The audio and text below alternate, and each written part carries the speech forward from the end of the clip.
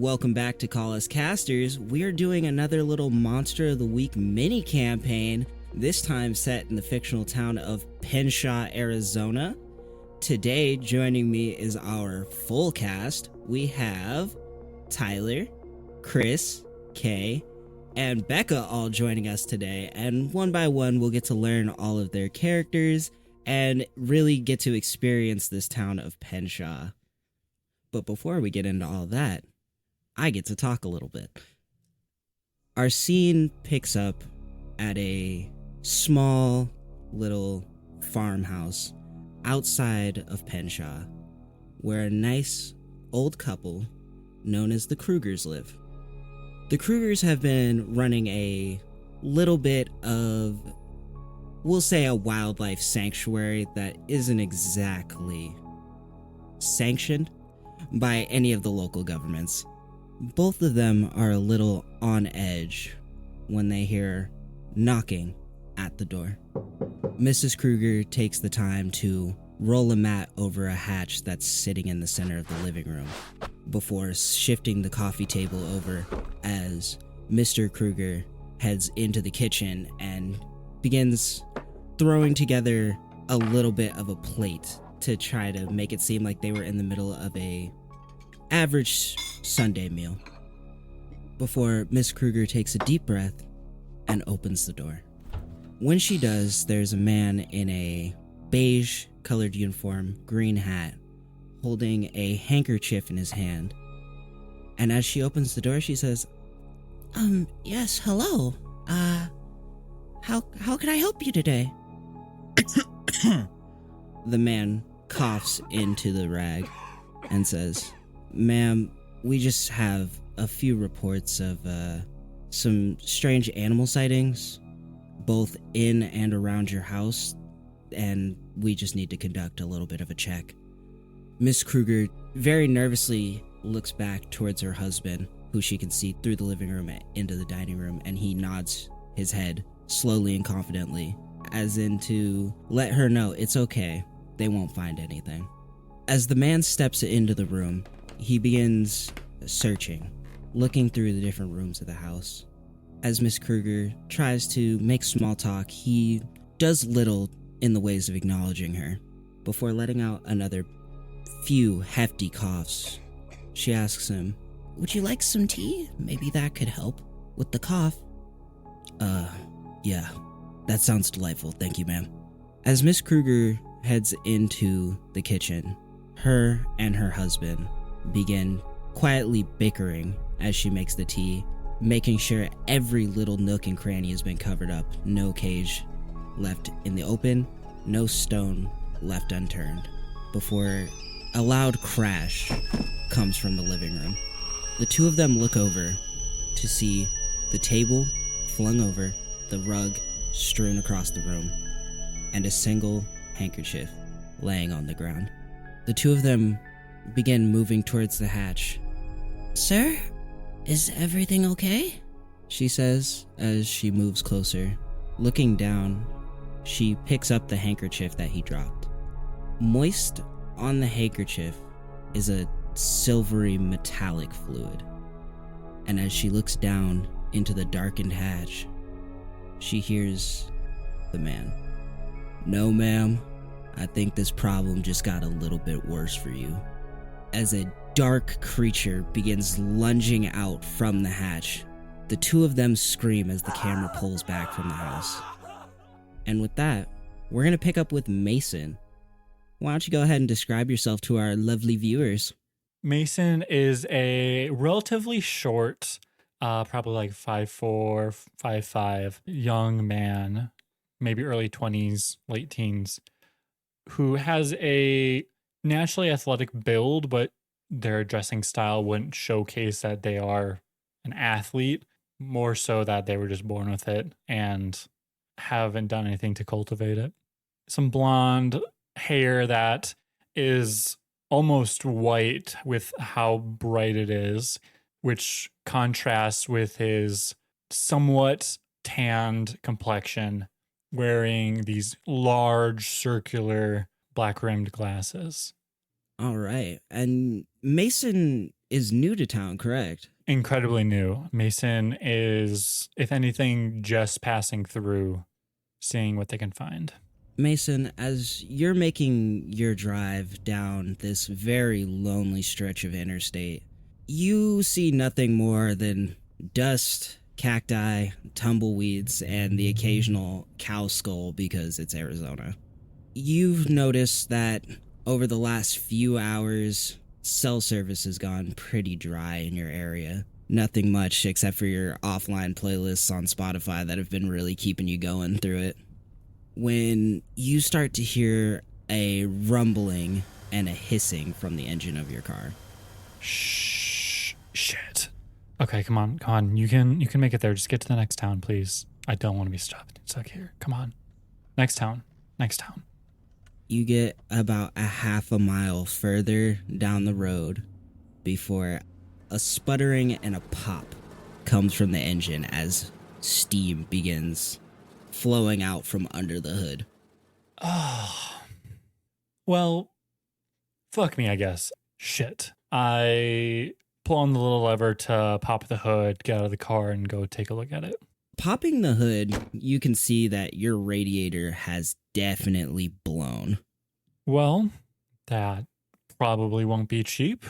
I check my phone to see if I can make a call to the local non-emergency line.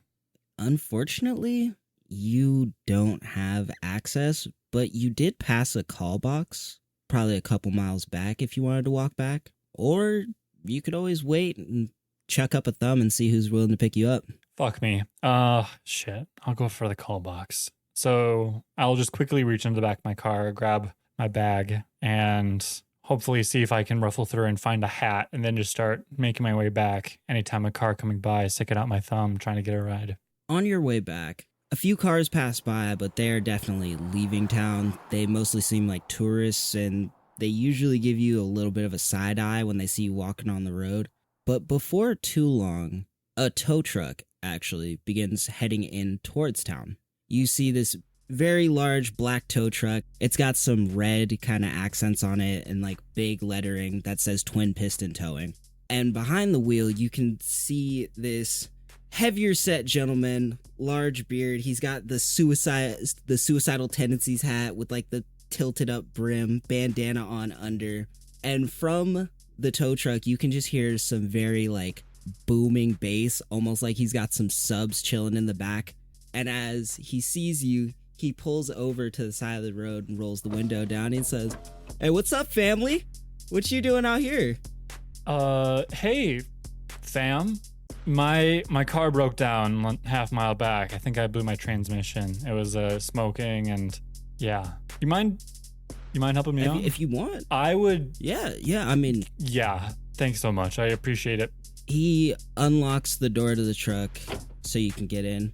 And as you do, he holds a hand out just for like some quick daps. He's like, "Sup, bro? My name's Donnie. Welcome to the fam, bro. Lucky for you, I do know a spot that I could take you. My boys will have your car fixed up super quick. And if you need a place to stay for the night, we got you covered, my boy." Wow, yeah, thanks so much. That's super chill of you, dude. Yeah, thanks, dog. Yeah, no worries, bro. Hey, you want to hit this vape? And he just like holds out a vape. What scent is it? Or what flavor is it? Super duper cotton candy blitz. Sure, I like sweet things. Yeah. And I go to suck on it and I just go, what the fuck? 42 Nick, bro. Holy oh, wow. Yeah, this is my usual. He like takes it back and just takes a fat rip and starts driving down as he turns up the radio, busting some nasty little ICP ditties for you, rapping them word for word almost the whole car ride like it's his life. He makes it down to where your car is, hops out real quick, hooks it up, gets it on the bed, and begins taking you into town. So, what brings you to Penshaw, bro? I mean, not many people usually pass through here unless they're trying to find a UFO or go buy some of that ET jerky, man. Yeah, I'm looking for my sis, bro. Yeah, she went missing, and I like for real want to find her, dog. Okay, yeah. I feel like you're really kind of uncomfortable talking how you're talking? Like, we don't judge around here, bro. You could just shoot it how you do, man. Like, you're good. Okay, I was just trying to match the vibe. Yeah, no, that's No, man, don't even worry about it. Here, you seem like you've had a pretty stressful day. Let's get you into town. We'll see how you're feeling. that's really kind of you. I really appreciate Donnie. Yeah, of course, man. Chris, could I have you roll for your premonition? That's a 10. As your coughing fit comes to a bit of a close, the closer you get to passing that sign into Penshaw city limits, your head begins hurting. You've been familiar with these migraines ever since you couldn't find your twin. This one, it feels deep, like deeply seated, right at the base of your skull, more towards the top of your neck. You kind of lean back and close your eyes, and as you do, you get this vision of Donnie. He's outside of what appears to be a rather large kind of hotel, considering the area, as this large creature with many legs and 2 large claws and a big pointy tail jumps down from on top of the hotel and begins pouncing Donnie, cutting him, stabbing him, piercing his body all over. As you see other people you haven't seen yet or ever met begin rushing towards him, trying to stop it. And with that, we're going to jump more towards the center of town to a small little shop on the corner. A UFO brandished outside the building, much like many of the others. Although this one has an alien hanging out the top of the UFO, holding a very fresh and refreshing looking latte. As we zoom in, Trisha, why don't you describe yourself to the lovely people out there?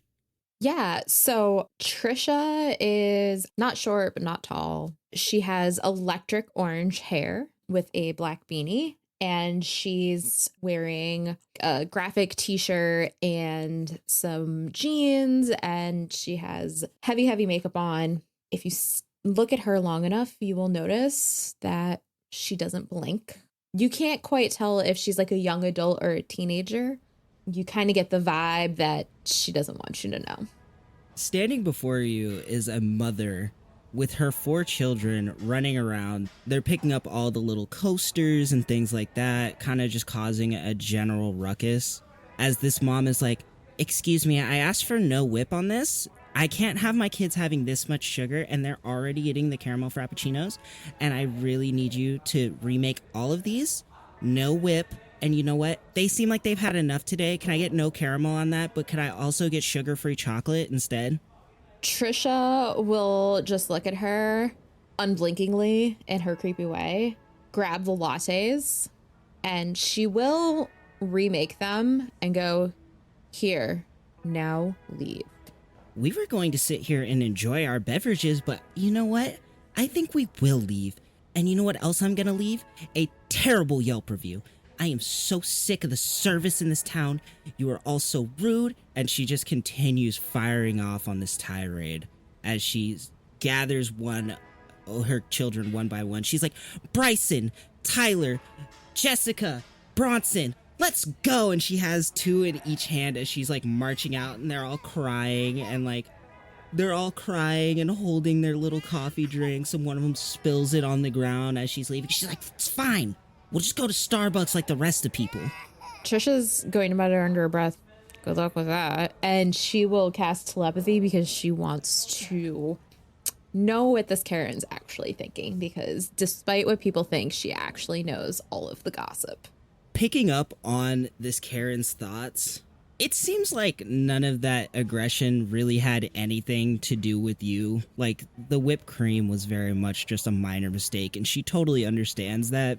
But she's just been having a really unhappy car ride. Her marriage isn't doing too awesome.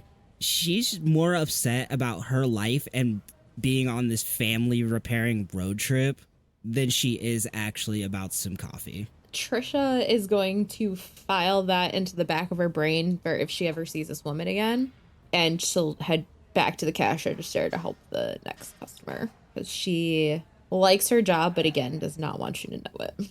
The next customer in line is about 5'8", athletic built African American woman. She has very long braids that are kind of like tied off in almost like a ponytail. She's wearing some camo fatigues and boots with the camos tucked in. She's got a tank top on and like one of those like desert scarves like wrapped around her neck. She's got like a watch, and she just gives you like an easy smile. You've seen her around a few times. You would remember this is Shell. She comes through pretty often. She's a local in town. She's always been nice.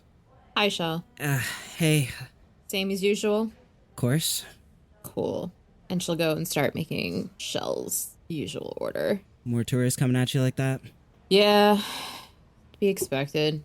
Hey, I mean, if you want, I can figure out where they're staying. I can cut some tires for you if you need. It's fine. Her husband's about to leave her anyway. You picked all that up from a coffee order? I mean, someone that miserable, nobody's gonna want to be around. I'm a regular here. I don't even want to know what my order says about me, she starts saying as she's like grabbing some napkins off the counter as she walks over and starts like cleaning up the spilt drink for you. Thanks. And I'm gonna add a little more whipped cream on top of her latte. I don't smile, but I'll add a little chocolate chip too, maybe. Hand her a drink and finish cleaning up the spill. You are a saint. Thank you so much. What you got going on tonight? I don't know. Probably just gonna sit outside and look at the sky like I normally do. Well, if you see us passing by or running around doing whatever we do, feel free to come hang out sometime. Cool. And she's just gonna go back to the register. She slides the money across the counter and walks out as the next customer in line comes up. It is a man in a raggedy beige uniform, green hat, kind of gnarly looking gentleman, carrying a handkerchief in one hand as he lets out a couple good coughs as he steps up. Could I get one black coffee, please, and a chamomile tea? Trisha will just like unblinkingly look at him because this is a very strange order for this particular coffee shop. And yes, telepathy, because why would anybody order this? On a very surface level, this dude's really just like, man, my throat has been killing me for days. Like, it's just been like a super unnatural cough. He keeps kind of like searching through his mind. Where would I have picked this up? I haven't left town. I haven't gone anywhere. This is so unusual. Ever since he was trying to catch some rats at a local sandwich stop, Rings of Saturn sandwiches, you would know, it's another one of the spots here, like in the town square. He hasn't been feeling right since. I will look at him with kind of like a gross look, get his coffee and tea and hand them to him and be like, you can't stay here. Go. Okay. Sorry. Didn't mean to. He lets off a couple more really wet coughs and then hands you the money. No, it's fine. Just go. He takes the money that would have been to pay for his order, sets it in the tip jar, and leaves. Gross. She's just gonna keep doing her job. This is the attitude that she always has, so everybody's kind of used to it until it's time to close. For sure. We will pick up back with you at close. I think we need to slide over to one more building in town. A very fun, kind of exciting looking building. A lot more UFOs, actually a big one placed on top of the building, a nice statue set up as we close in on Extra Taste Terrestrial, where we're going to pick up in the back office. Tyler, would you go ahead and describe your character for us? He is a very large man, both in terms of height and weight. He's just an imposing figure. Beneath all that, very friendly face. Looks like he's seen some shit, but it's probably just been relatively rough life up to this point. Balding, rocking cargo shorts, the typical white Skechers, beige button-up with the name Extra Taste Terrestrial with a little green alien on it. And to finish off, the killer outfit, a safari hat with a little green alien on it as well. Chuck, what are you doing right now? Working on the introduction lines still. I'm still trying to help Lenny through this. I don't know if Lenny's back there with me. Lenny, why don't you go ahead and describe yourself as you're sitting in the office here with Chuck, working on these intro lines? So Lenny is a 16-year-old non-binary teen who is a little on the chubbier side. They have black hair that is clearly dyed. It doesn't look natural on them, but it's a mullet. They are wearing a Metallica t-shirt. Every day it's a different band, but the same, vibe, same type of band. They are looking miserable. They're just listening to Chuck drone on and on and on. And if Chuck demands that they say, whatever line he wants them to, they will, but they're bored. They're very bored. All right, kid, let's try this one more time. Hi, welcome to Extra Taste Terrestrial, best jerky this side of the Milky Way. Hi, welcome to Extra Taste Terrestrial. What was it? God damn it. Hi, welcome to Extra Taste Terrestrial, best jerky this side of the Milky Way. You got this, kid. I believe in you. Hi, welcome to... I legitimately don't even remember it. Okay, sorry. Hi, welcome to Extra Taste Terrestrial, the best jerky on this side of the Milky Way. Just a little bit more enthusiasm and it's perfect. Now let's get out there and let's sell us some fucking jerky. Okay. Almost like clockwork, you guys hear as the chime that plays like that classic UFO sound goes off as the front door is open. Oh, here we got a customer. Let's get some practice in. Lenny walks out of the back room, sees the customer that just came in, and says, "Hi, how's it going?" God damn it! As you step out to greet the customer, you see as a man rocking an orange hunting vest, like some hunter's camo, a trucker cap, still smoking his cigarette, walks in. You both recognize him. He's always in here. He actually usually comes in to pick up jerky to sell at his establishment, just to help you guys get some business and drive some more traffic this way. This is Jack. Hey, Lenny. Hey, Jack, are you coming to pick up more stuff? Yeah, I think Louis already found it. As he says that, around the edge of the counter, you see as this little blue-nosed pit bull is already like sniffing and beginning to like gnaw at a box. Immediately seeing the pit bull, Lenny plops down on the ground and opens their arms up, just waiting for the dog to come to them.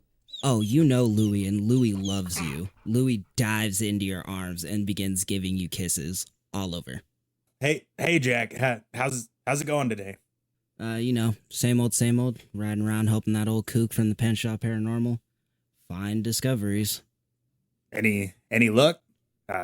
Could be something that could draw on some business. We've been struggling for the last week over here.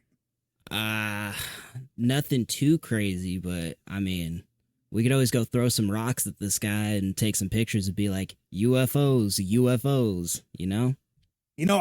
I've been seeing those drones, and they're getting pretty extravagant, Like, I think if we got one of those, dressed it up a little bit, we could really draw on some business to this town. I like the way you think. Yeah, hotel's been running a little dry recently, but, I think that little race a couple towns over is coming through, so we might see some traffic, just people passing by. Well, here's hoping. And I bend down to give Louis some pets. Louis gives you a rather aggressive lick from one cheek over to the other, totally just tongue across mouth, might even got you in the nostrils. So, what's the order today, Jack? Well, whatever you got new. We're burning through the last, so if I could just get regular and anything new you got. Yeah, sure thing. I just got some of that mango habanero Martian new recipe we're trying out. Have you ever thought about how some of your jerky sounds like weed strains? I've been trying to get my permit. Nice little, here's your snack, but here's something that'll help you see the galaxy. Chuck, you are one very, very eccentric man. But hey, I heard what you were saying about that drone idea. If you do want to stop by later, maybe we could talk it over, see what we can do, maybe get our hands on something. Yeah, we could pop over to the Best Buy. Yeah, I heard that going out of business sale is definitely going off on that location, so we might be able to pick a little something up. Sounds good to me. I'll pop by a little bit after close. For sure. Pull some money together and figure it the fuck out. Yes, sir. I shall see you later then. I put my hand out for a fist bump.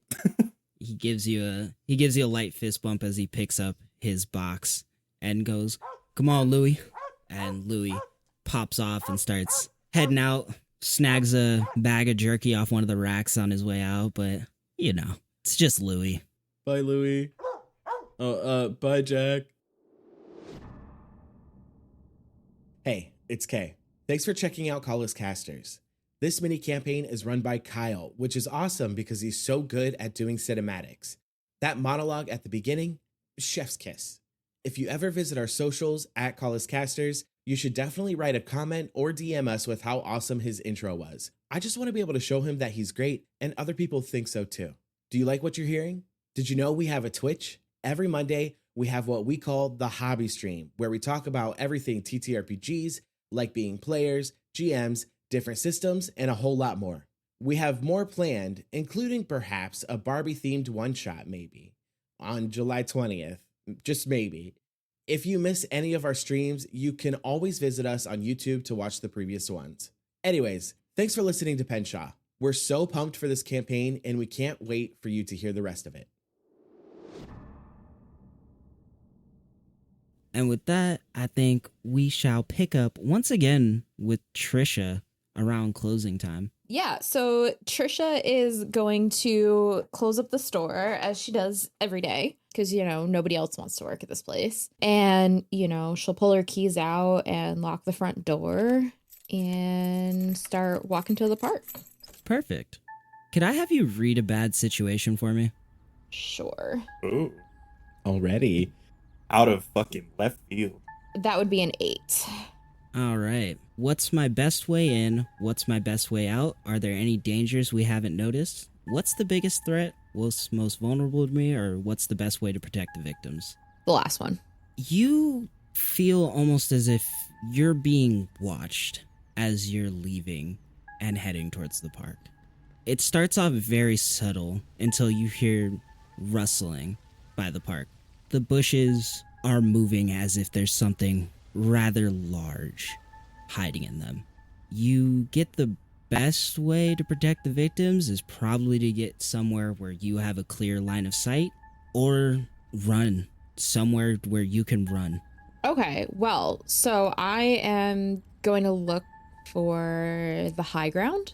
And as I'm doing that, I'm going to cast telepathy in the direction of the bushes to see if I could pick up someone's thoughts. You don't pick up just one person's thoughts or one thing's thoughts. It's unfamiliar from how you usually experience this. A lot of this is coming more from a group, almost as if you're hearing hundreds of voices all at once. You hear "hunt, hunt, hunt" being chanted over and over in your head. As for looking for the high ground, you do see the statue in the middle of the park. It's a large statue of basically like a man in black, like the typical like hat, sunglasses, holding up what appears to be some kind of like paranormal reading device. And there's also a few trees scattered around. A lot of them look kind of flimsy, almost as if this park isn't too taken care of, but they could probably hold your weight as such like a small person. Are the trees like kind of close together or are they like far apart? They're in clusters. So there's like groups of like three or four, and they're all kind of scattered around. So with my telepathy, I'm going to attempt to get into a cluster of trees.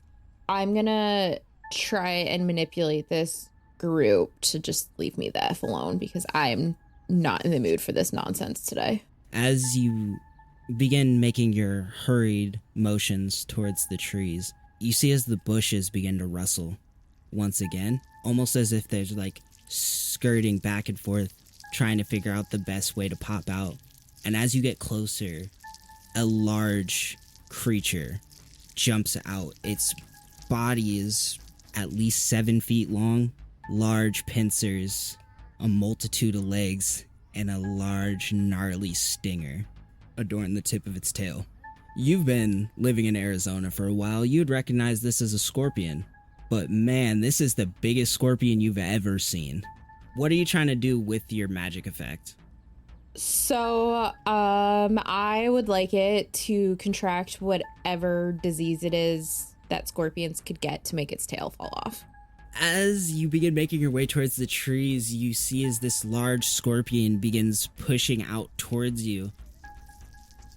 And in this moment of manipulation, taking this power that you know that you have inside of you, you see as the tail begins to kind of like brittle up and start falling off in this necrotic, curled position. As the tail falls off, you see as this silvery liquid begins like pouring out of it and heading back into the main body. As it begins chasing you, it's rushing towards you aggressively, ready to pinch. What do you do? Yeah, I will get up in a tree and look at it and be like, are you kidding me right now? Roll to act under pressure. Ooh, 6. As you begin running and trying to climb up, this thing's fast. It's really fast. So as you're beginning to get your grip and try to grab onto the branch, you grab up and grab one that's not exactly the most sturdy as it snaps. And when you turn around, you see the scorpion come by and the pincer pierces through your shoulder for 1 point of harm. She's just gonna roll her eyes. Ow.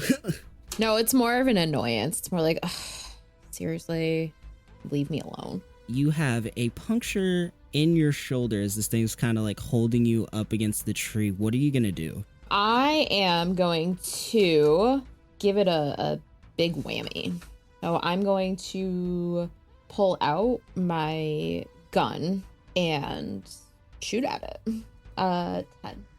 And then on a 10, you also get an extra effect. You can take advantage going forward. Terrible harm, which will do 1 more harm. You can suffer less harm, or you can force it where you want it. Let's do more harm to it. I usually don't like doing damage on people on a 10 plus because, you know, I'm nice sometimes. So, as you level your pistol in the face of the scorpion, you fire a shot, and you see as it takes it straight to the face, knocking off one of its little, I guess, pincers, talons, I don't know, fangs, if you will. Mm-hmm. You knock the fang off, and you see as the creature removes its claw from your shoulder and kind of like falls back a little bit as it gets into more of a defensive stance, trying to figure out its next play. This thing does not look like it's going to give up anytime soon, but it's definitely a little bit more hesitant about coming towards you now. Good. So, yeah, I'm gonna get up in the tree and just like glare at it, like unblinkingly, creepily, just glare at it. I'll say since it kind of like backed off and it's taking more of a defensive, you can definitely get up in the tree pretty easy. As you begin having this standoff with this scorpion, you hear tires screeching coming through towards the park. As a rather large truck drives into the park, you see as the truck pulls into the park, skirting through, leaving tire marks in the grass. As out from the truck steps out Shell, holding an assault rifle. As she starts leveling shots into the scorpion, she sees you up in the tree and she's like, "Come on, we gotta move!" Firing and ripping into this thing. Yeah, I will keep glaring at the scorpion and move out of the tree into the truck. As I do that, I'm gonna hex it again. So it's a 9. I think with that, you gotta pick a glitch. So the effect is weakened. The effect is of short duration. You take 1 harm, ignore armor. Your magic draws immediate unwelcome attention, or it has a problematic side effect. We'll do the second one, because at least short term, this will get us out of here. And this time it'll be the same disease, just targeting its pincers.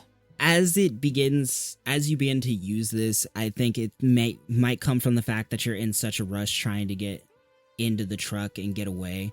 You see as the pincer begins falling apart, it looks definitely weakened, but it's not completely falling off. Yeah, and I will continue to head towards the truck and get into the passenger side and be like, "Shell, hurry up." You hop into the truck. as Shell drops a mag out, reloads a new one. The Scorpion begins like rushing towards the side of the truck, digging both of its pincers into the side as she levels the assault rifle right into its face and just unloads the whole mag before throwing the assault rifle into its mouth and just peeling off. As you guys are driving down the road, she's like, so this is weird, but I need you to come with me. I'll just look at her and just kind of shrug and be like, okay. Again, completely unbothered. Like, this is not the worst shit she's ever seen. Okay, cool. Yeah, this is great. Cool. And as you guys begin speeding off towards the edge of town, we're going to pick up back with our extra taste terrestrial crew. What you guys up to? Yeah, Nellie's probably just going to go, quote unquote, go home, but is actually going to go hang out at like one of the abandoned businesses in town. Lenny, you're chilling at one of the abandoned businesses in town. Maybe it was just some dope rim shots in the song or something like that, but you heard a lot of like crackling, almost sound like gunfire for a good minute. Can I tell like what direction it's coming from? Roll to investigate a mystery. 10. What happened here? What sort of creature is it? What can it do? What can hurt it? Where did it go? What is it going to do? What is being concealed here? I think what happened here and what is being concealed here. Try to kind of figure out what was going on. You take your headphones out and make your way towards like the boarded up window and kind of like peek through the slits of the window. And outside you can see a truck peeling away. It looked like a pretty like heavily armored truck. Kind of strange. You don't know exactly who might have been driving that. Afterwards, you see creeping out of the bushes this large scorpion, you think? I don't know. The tail's gone, so it's a little questionable. But it kind of like makes its way to the edge of the park and begins like looking around, trying to figure out the exact way that its prey had gone. Nah, fuck that. I'm gonna grab my bike and basically just try to go as fast as possible, probably the same direction that the truck is going. For sure. I feel like since this thing is outside and it's kind of like looking around, if I could just get like an act under pressure. Yeah, sure, my dude. An 8. I'm going to give you a worse outcome. Oh, great.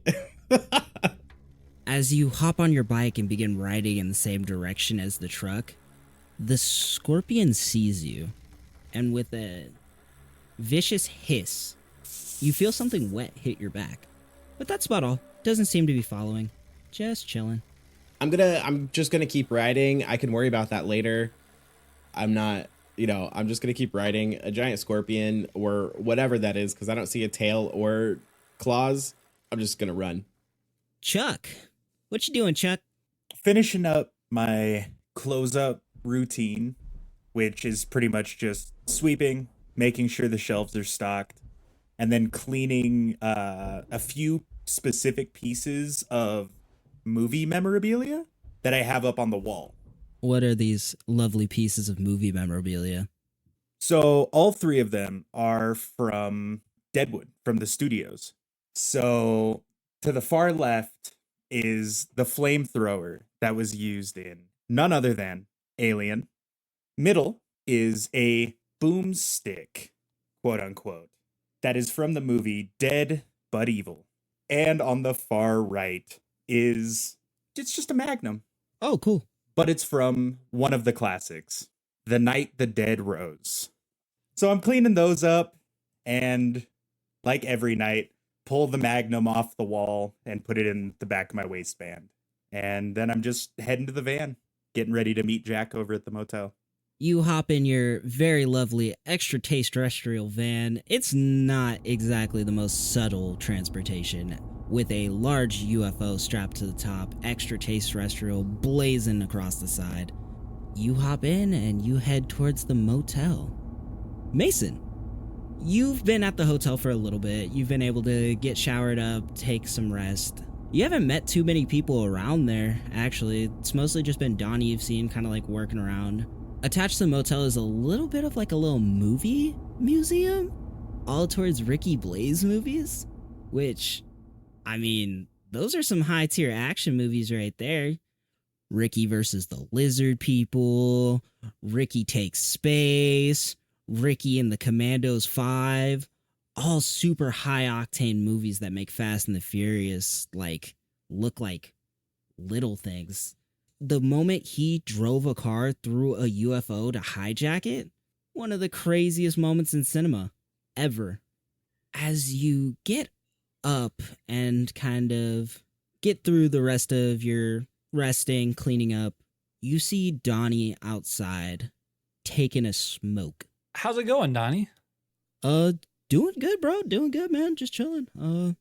So looks like your radiator just blew. It might be like a little quick fix, if you know what I mean. Nothing too crazy. That's cool. Appreciate it once again that you helped me out. I could have been still out on the desert right now, so I really appreciate it. Yeah, no worries, man. No worries. Well, I mean, everybody else should be back kind of soon, bro. So I could talk to Jack, see if he's down to let you stay the night. I mean, it might take me a couple days to fix this up. Like I said, quick fix, but I'm gonna make sure everything's up to code if you're gonna be driving out here in the desert. Can't let family hang, man. That's so super kind of you. I really appreciate it. Thanks, family. Yeah, you'll pick it up. You'll pick it up. Don't worry. He says that he pulls you in for like a little side hug. A few moments go by before a truck pulls in, and he's like, "Oh yeah, here comes Jack now."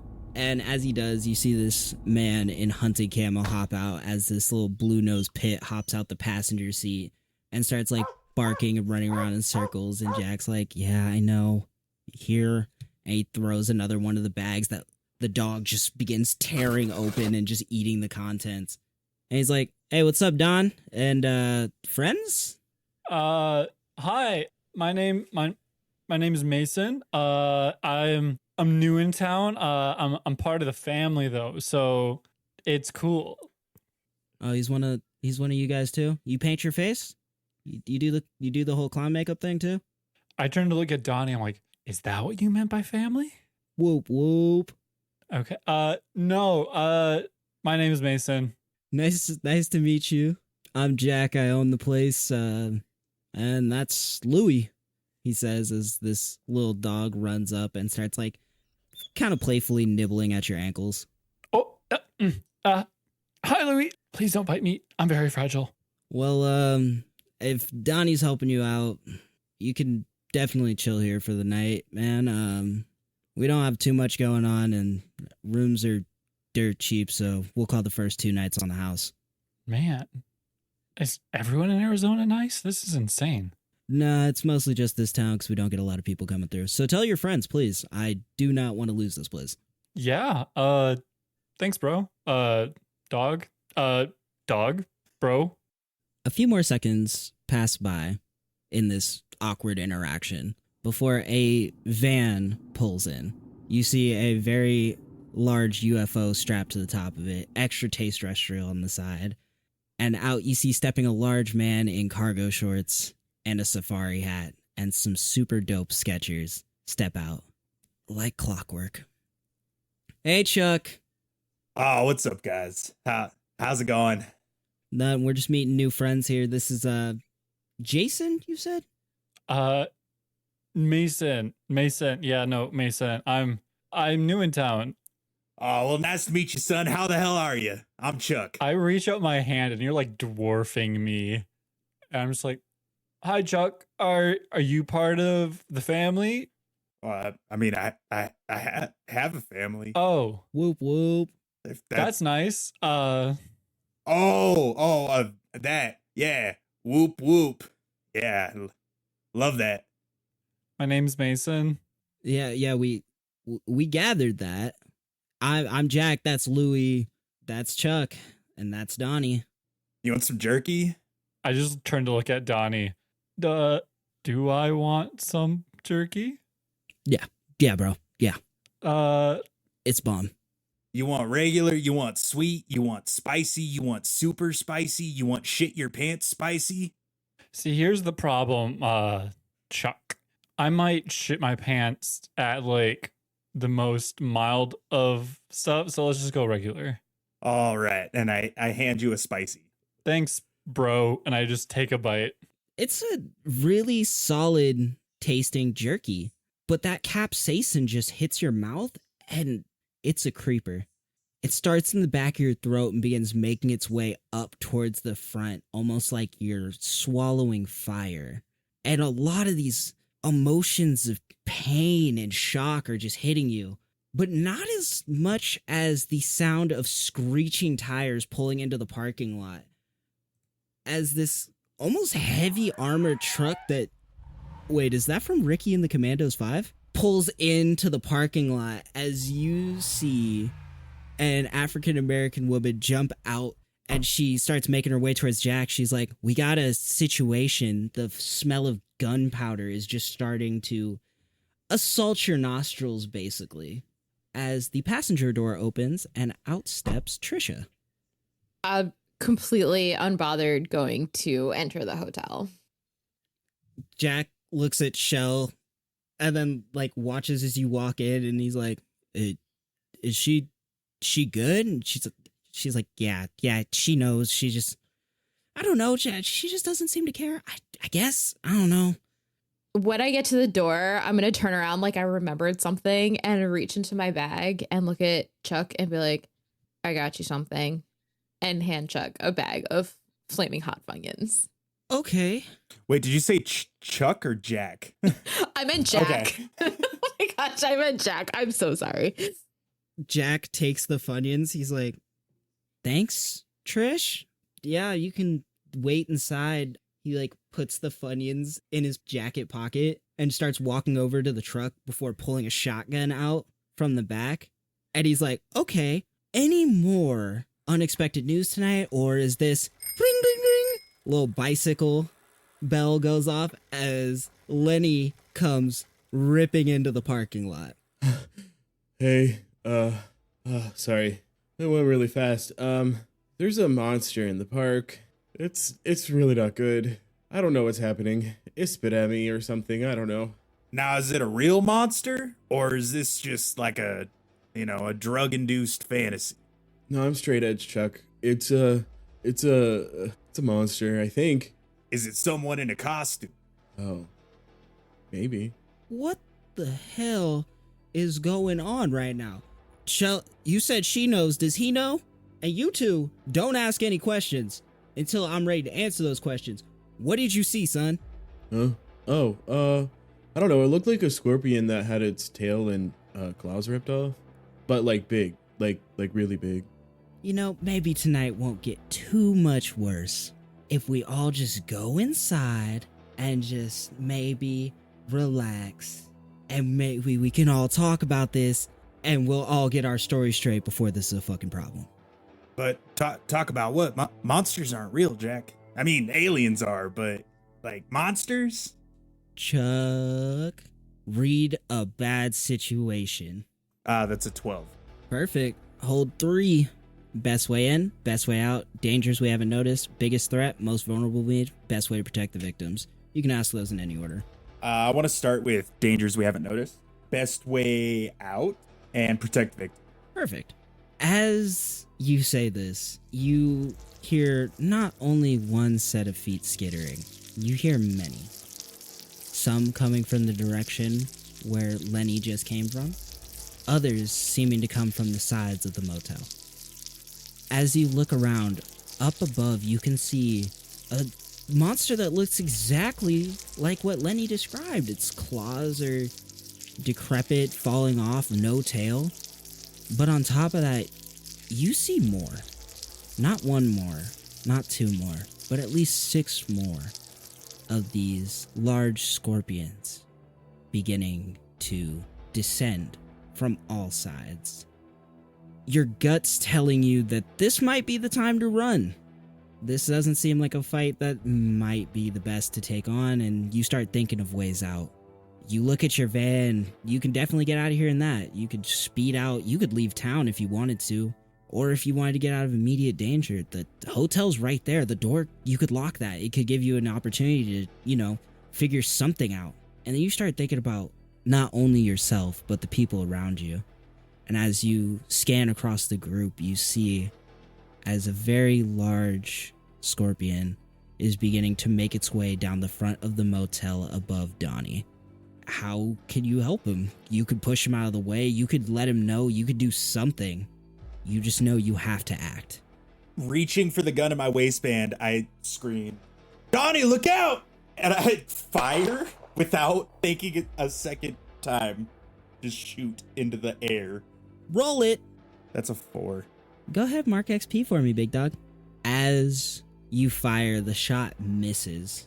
And you see as this scorpion jumps off the building and begins digging its claws into Donnie, the stinger beginning to stab into his arms all over his body, and the fangs begin sinking into his chest. Jack begins firing shots at the overwhelming crowd that is now forming as Shell reaches into the back of the truck and pulls out a handgun and starts firing too as they both begin retreating towards the entrance of the building.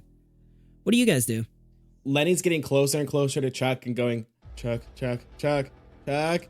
Get inside, kid. I want to rush the one that's on top of Donnie in an attempt to knock it off. Roll to kick some ass, my boy. That's a 10. That's a 10? I'm guessing you want to force him where you want him then. Yeah. You just trying to force it off of him? Yeah, I want to knock it off of him. Reliving some of those football games that you've caught every once in a while. You're like, I've seen this happen. As you barrel full force towards the scorpion, you run and you just wrap your arms around the midsection of its body, tackling it off of Donnie, who's on the ground, just screaming in pain. What y'all doing? I'm running to the hotel. All right. Seeing Donnie get hit by something, which I'm struggling to see what it is because my eyes are filled with tears as my mouth is burning and I'm coughing. I'm just gonna run towards Donnie and say, I got you, fam. Family. Through the power of family, Donnie will survive. It's official. We're creating a party of juggalos. I'm gonna roll my eyes and walk outside, see what I see. You step outside and you see is that what was one scorpion is now a lot more as they are beginning to descend into the parking lot. You see a bloody Donnie on the ground, Mason dragging him. Are you dragging him towards the hotel, Mason? I'm just dragging him in some direction that's opposite from wherever the place that came from. You see Mason dragging a bloodied up Donnie towards the entrance to the hotel. You see Lenny making their way over, and you see as Shell and Jack are firing shots at the different scorpions, holding them back. And Chuck is kind of getting down with one of them right now. Cool. So can I tell which one was the one that attacked Donnie or no? Yeah, it's the one that Chuck is currently wrestling with. Right. Do I have a clear shot on it? Yeah, I'd say so. Unless you critically fail, you're good. So we're gonna throw some big whammy on this, and I will be like, what the fuck? Oh, no, I did not. Okay, that was an 11. An 11? Mm-hmm. Chuck, you see as the fangs begin bearing down towards your face, they're getting closer and closer before a shot rips through and blasts the fangs off of it. It lets out a scream as this silverish liquid just begins dripping out of the open orifices, but you're able to kind of push it off to the side as it's like writhing in pain. You see as Jack comes over and starts like grabbing your shirt and starts pulling you up as one of them runs up. He puts his boot next to its claw before sticking the shotgun in its mouth, firing and blowing a hole through it. You see as the body begins kind of falling limp, and you see Shell. She's kind of coming up, like has her back pressed up against Lenny's, hand on it, sort of just giving you like a buffer, almost a human shield in between you and the scorpion as she's firing at the various creatures. Those of you heading inside are able to make it inside. Yeah, I'm getting up and running to the fucking front door. Since I'm at the door, I'm gonna be covering people as they like try to get inside. And you can like kind of feel the annoyance now seething off of Trisha. For sure, Chuck. Being the last one outside, I'm gonna have you roll an act under pressure. Trisha, go ahead and roll plus cool to help out since you're covering. It's a 9. A 10. That's a 10, which means Tyler, you get a +1, so that's actually a 10. One of the scorpions begins coming up behind you, and right before its tail can make contact with your back, Trisha, you fire a shot, taking off the tip of the scorpion's tail, letting out a vicious screech. As you guys make it in, Chuck begins closing the security shutters. You can hear like the bouncing of the scorpion's bodies begin hitting against the shutters as he turns and looks at all of you and says, "So, about getting our story straight, I think we're a little bit past that. I think we should talk."